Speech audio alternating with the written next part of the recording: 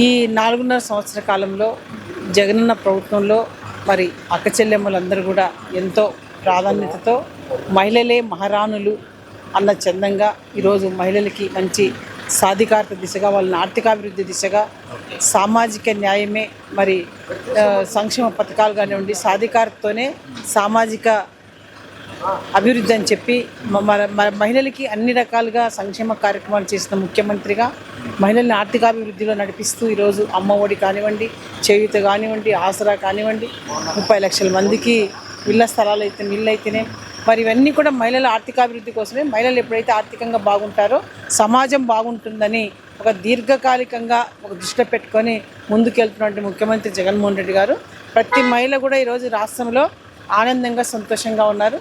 వాళ్ళందరూ కూడా రేపు 2024లో జగనన్న సైనికులుగా జగనన్నకి జయజయలు పలుకుతూ అండగా నిలబడుతున్నారు.